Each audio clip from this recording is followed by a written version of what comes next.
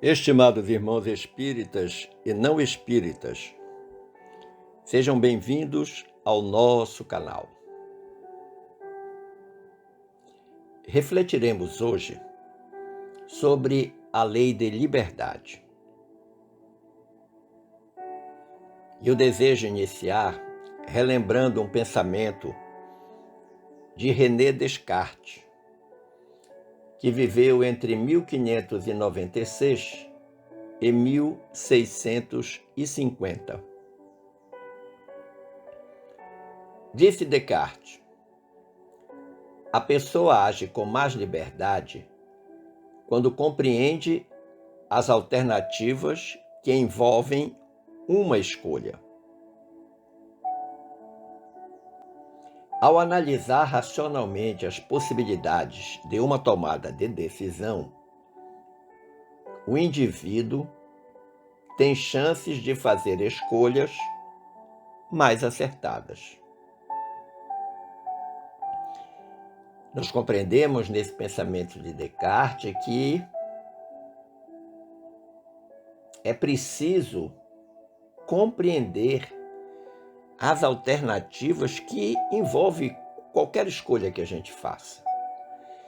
Isso tem que ser feito com base na razão, principalmente antevendo as consequências. E é exatamente por isso que nós teremos a possibilidade de fazer sempre melhores escolhas, desde que nós conheçamos as alternativas que envolvem essa escolha e, fundamentalmente, as suas consequências. Como eu disse anteriormente, o nosso tema de hoje é a lei de liberdade. A lei de liberdade é a 9ª lei moral, inscrita na parte 3ª do Livro dos Espíritos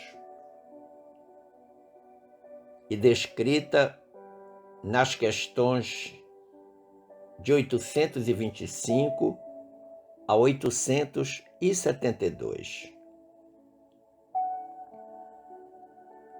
Sobre os seguintes itens: liberdade natural, escravidão, liberdade de pensar, liberdade de consciência, livre-arbítrio, fatalidade. Dada a extensão do tema, fixaremos nossa reflexão no item livre-arbítrio, um elemento singular desta lei, e que foi explicado pelos espíritos superiores nas questões de 843 a 850.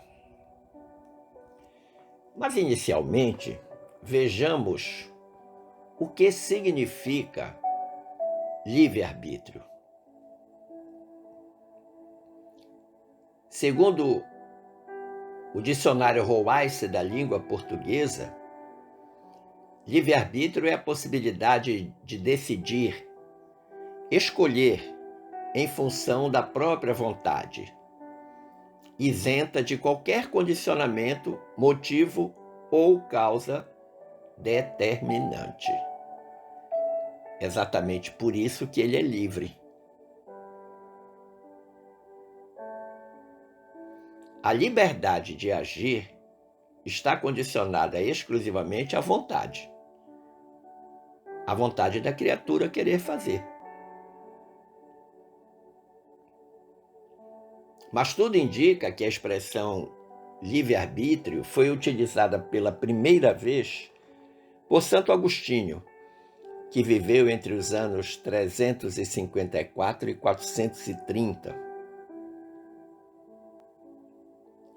Mas desde os tempos mais remotos, o livre-arbítrio constitui objeto de análise e de debates, transformando-se em questão central na história da filosofia e na história da ciência. Pois o conceito de livre-arbítrio tem implicações religiosas, morais, psicológicas e científicas. Talvez no passado ele não tivesse ainda essa denominação de livre-arbítrio. Mas existia algo que se referia a essa capacidade de decidir, de escolher em função da própria vontade. No domínio religioso, o livre-arbítrio pode implicar que uma divindade onipotente não imponha seu poder sobre a vontade e as escolhas individuais. Ou seja, Deus não nos obriga a nada. Ele apresenta os caminhos. As leis de Deus foram devidamente transmitidas pelos profetas e, mais especificamente, por Jesus. Mas ninguém é obrigado a cumpri-las. Contudo, os que não cumprem serão alcançados naturalmente pelas consequências desse não cumprimento. A vontade é individual. Cada um responde por si.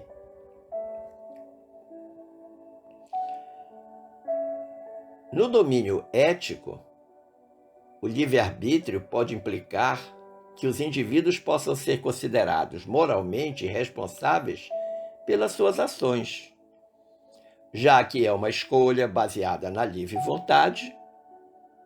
Se escolheu, tem que assumir a consequência. E isso é de natureza ética. No domínio psicológico, o livre-arbítrio implica no controle que a mente tem sobre certas ações do corpo. Existem ações involuntárias, mas existem ações que são voluntárias. Você decide fazê-las. Você, por exemplo, decide caminhar de um lugar para outro. É uma ação voluntária. Você decide dizer alguma coisa, falar alguma coisa. É uma ação voluntária.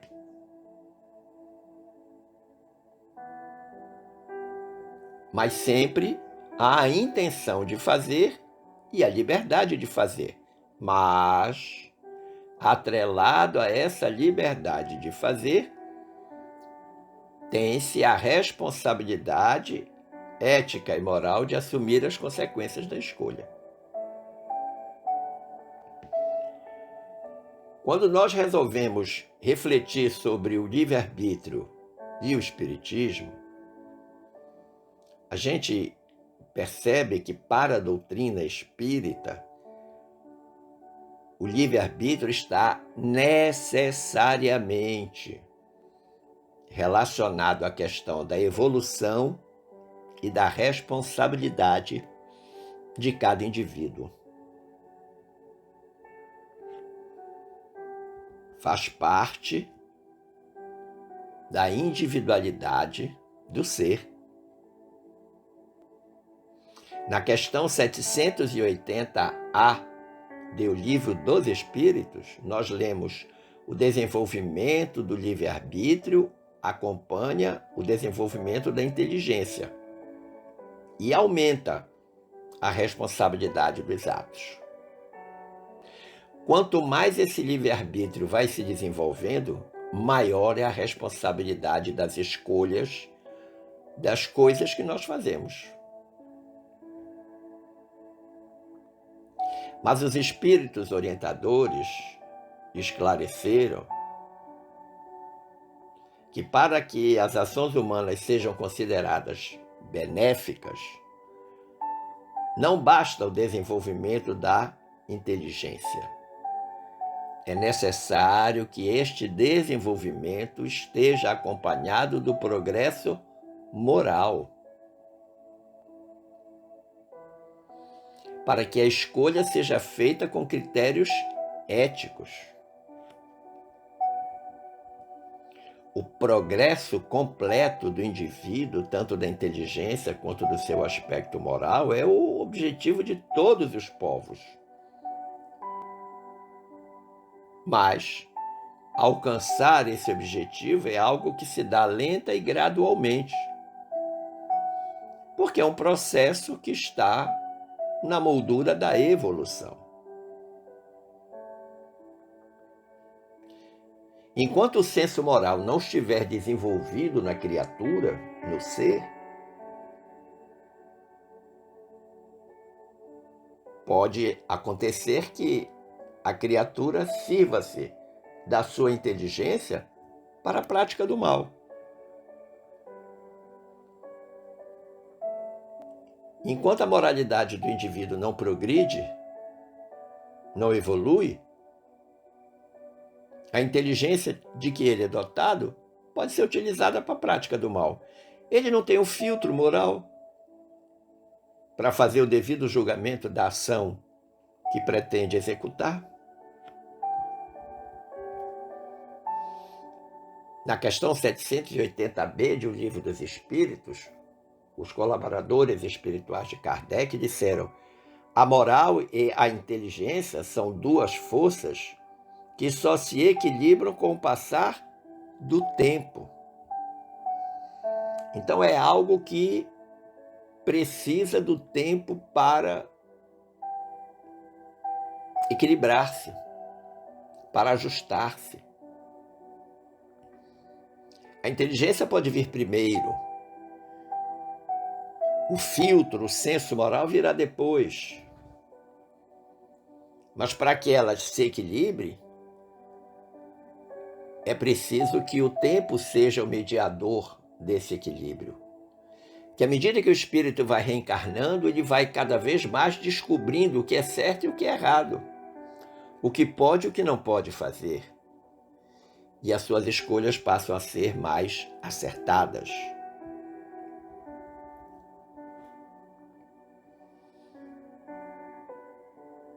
No módulo 10 do programa fundamental do estudo sistematizado da doutrina espírita, o módulo 10 trata da lei de liberdade.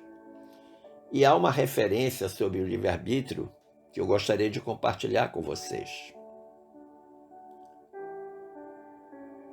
Está escrito: o livre-arbítrio é a condição básica, portanto essencial, para que a pessoa programe a sua vida e construa o seu futuro, entendendo, porém, que os direitos, limitações e capacidades individuais devem ser respeitados pelas regras da vida em sociedade. Então é algo interessante essa reflexão que está lá no EST, módulo 10, Lei de Liberdade. A vida presente e a vida futura vão ter tudo a ver com as escolhas que nós fazemos mediante o nosso livre-arbítrio. E que para aquele que deseja viver em sociedade, é preciso aprender a respeitar os direitos, as limitações e as capacidades de cada um.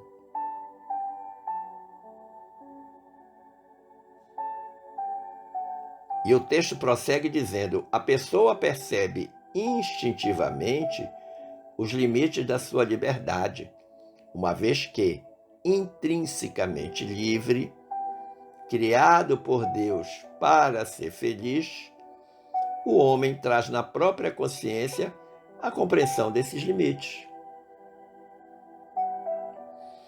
Lembrar que a lei de Deus foi feita para a felicidade do homem, e o homem só é infeliz quando dela se afasta.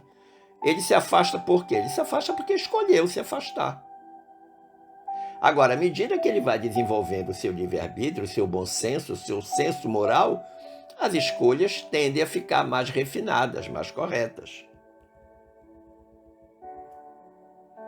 É oportuno notar que nenhum espírito é criado por Deus com seu livre-arbítrio pronto e acabado. Claro que não.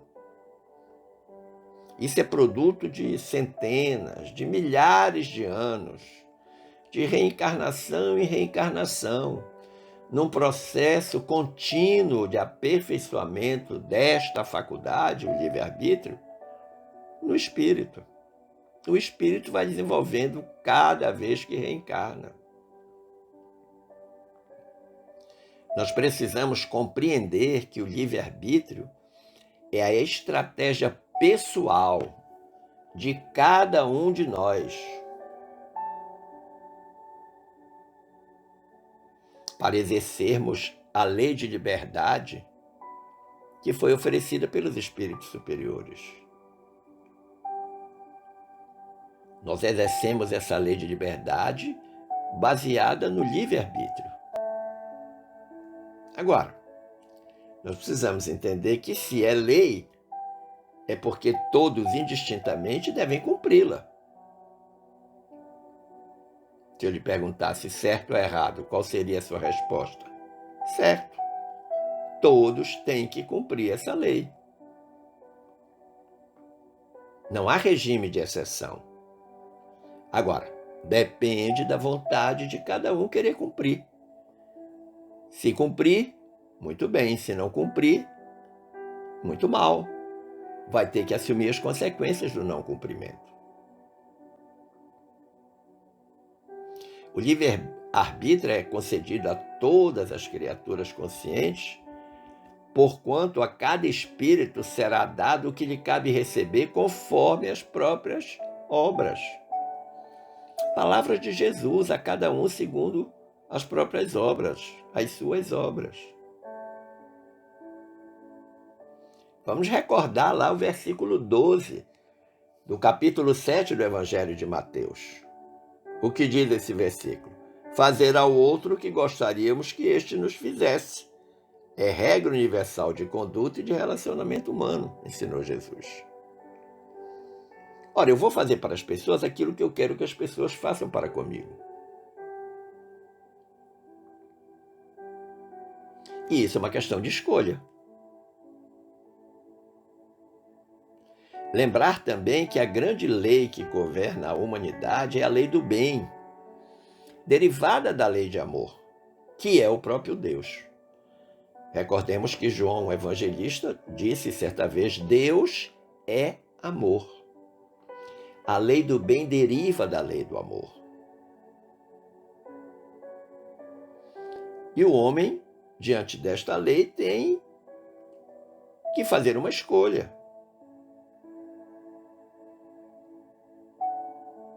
E ele vai ter 3 escolhas a fazer diante da lei do bem. A primeira, observar a lei do bem em seu fiel cumprimento é se encaminhar para as esferas superiores. O homem tem consciência disso? Ele sabe que o cumprimento das leis de Deus, o cumprimento da lei de bem, que é derivado da lei do amor, que é uma lei divina, que é uma lei moral, a 10ª lei moral de O Livro dos Espíritos, lei de justiça, amor e caridade.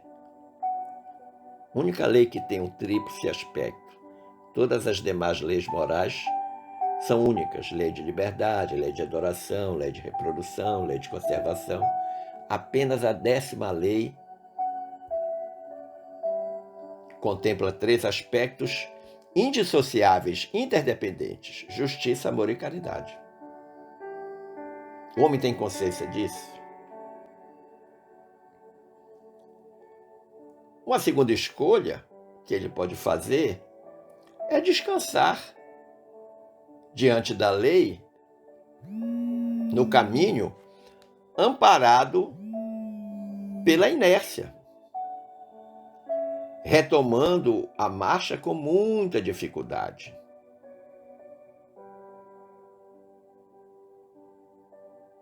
E aí ele vai ter que se readaptar às tarefas da jornada.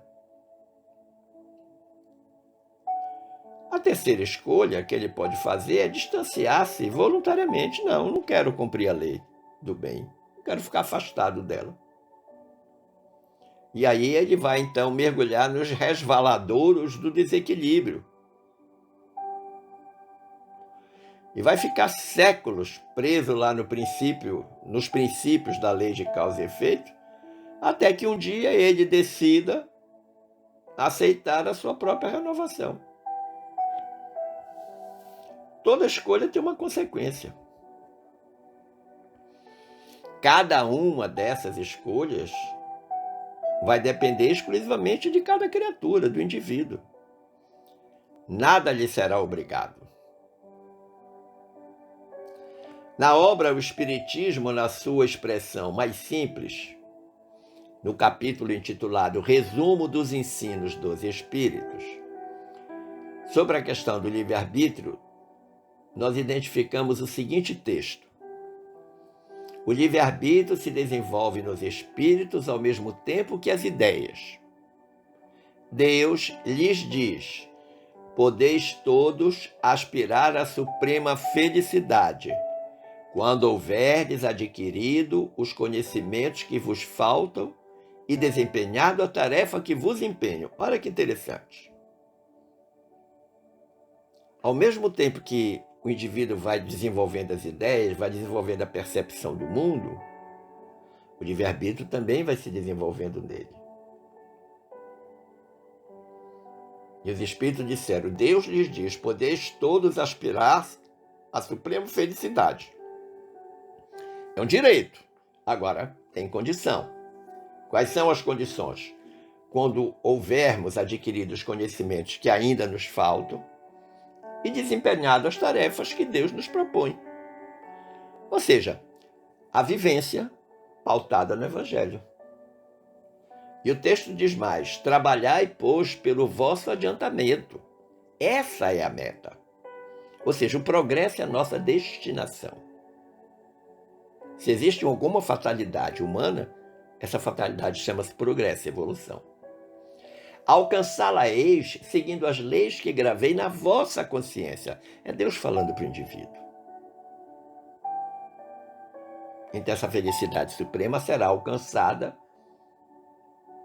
quando nós cumprirmos a lei de Deus lá.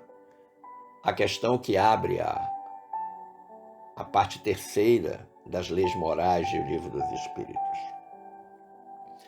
Em consequência do livre-arbítrio, uns tomam o caminho mais curto, que é o do bem. Outros, o mais longo, que é o do mal. As más escolhas sempre alongam o caminho. Mas vamos recordar, para melhor compreendermos essa questão do livre-arbítrio, a posição de Jesus, o livre-arbítrio de Jesus nas diferentes circunstâncias que ele enfrentou na sua passagem terrena, especialmente nos 3 anos do seu trabalho evangelizador. Vamos reparar a conduta do Cristo junto daqueles que lhe partilharam a marcha.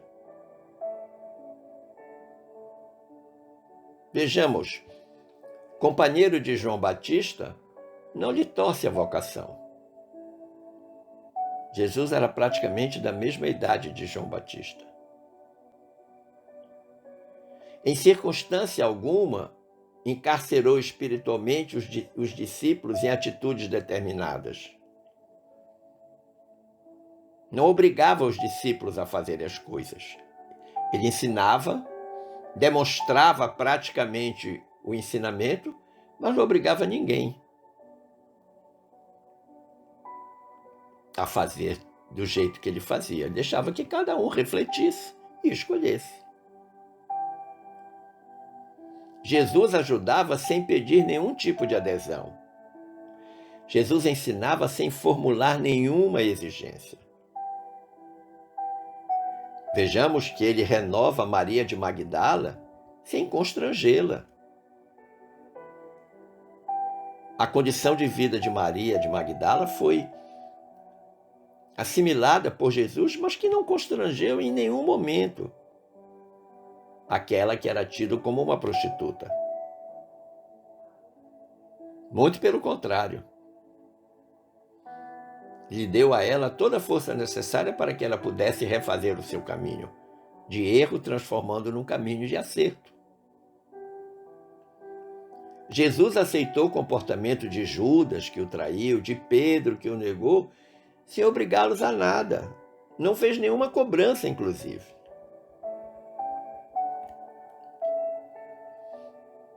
Por essas e por muitas outras razões, Emmanuel afirma no capítulo 63 da obra Seara dos Médiuns: quando quiseres verificar se os espíritos comunicantes são bons e sábios, rememora o padrão de Jesus e perceberás que são realmente sábios e bons, se te ajudam a realizar o bem com esquecimento de todo o mal, sem te afastarem da responsabilidade de escolheres o teu caminho e de seguires adiante com os próprios pés. Olha que interessante. Então, a partir dessas posturas que Jesus teve na sua vida pública, Emmanuel está dizendo aí no capítulo 63 da obra Seara dos Médiuns, que quando você estiver recebendo uma comunicação mediúnica, para saber se ela provém de um espírito sábio e bom, basta relembrar Jesus. Por quê? Porque Jesus sempre quis ajudar as pessoas a fazer o bem, com esquecimento do mal. Mas deixou que cada uma delas fizesse a sua própria escolha. Essa questão do livre-arbítrio, ela pode e deve ser pensada em duas vertentes distintas. Primeiro, ou primeira vertente, o respeito ao livre-arbítrio dos outros. E aí nós podemos ir lá na questão 182 da obra O Evangelho de Chico Xavier, o próprio encarnado, quando Chico disse: uma das coisas que sempre aprendi com os benfeitores espirituais é não tolher o livre-arbítrio de ninguém. Os que viveram na minha companhia sempre tiveram liberdade para fazer o que quiseram. Olha que interessante. Não podemos tolher como Jesus não tolheu. Chico estava simplesmente fazendo o que Jesus fazia. A segunda vertente é o uso do meu livre-arbítrio. Uma coisa é eu respeitar o livre-arbítrio dos outros. A outra coisa é usar o meu livre-arbítrio. E aí, a esse respeito, nós podemos, lá no capítulo 8 da obra Plantão de Respostas, quando Emmanuel diz: com o livre-arbítrio, o espírito enfrenta as lutas, provas e experiências da vida material e espiritual, respondendo com a responsabilidade pelos atos que pratica, no contexto da lei de causa e efeito. Olha que interessante.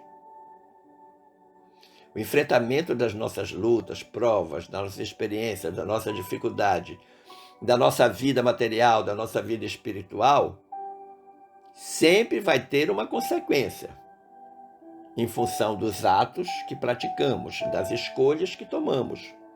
Por quê? Porque a grande lei que rege o universo é a lei de causa e efeito. E Emmanuel prossegue dizendo: ora, vemos assim no livre-arbítrio um bem intocável, que não merece interferência. Está se referindo ao livre-arbítrio dos outros. Porque Deus permite que os espíritos tenham liberdade de pensar e, consequentemente, de agir. Desta forma, o melhor conselho que se pode dar é agir em consonância com os ditames do Senhor e ter presente que todos os espíritos tendem para a perfeição. Aquilo que eu falei da destinação, né?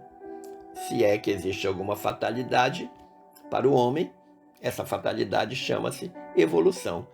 Como diz a nossa querida Valda Cedícias, um dia todos nós seremos anjos, na canção que ela canta e que tem este nome.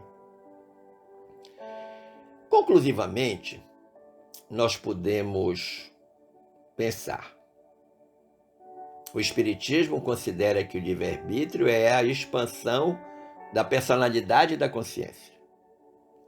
Para sermos livres, é necessário querer sê-lo e fazer esforço para vir a sê-lo. Olha que interessante.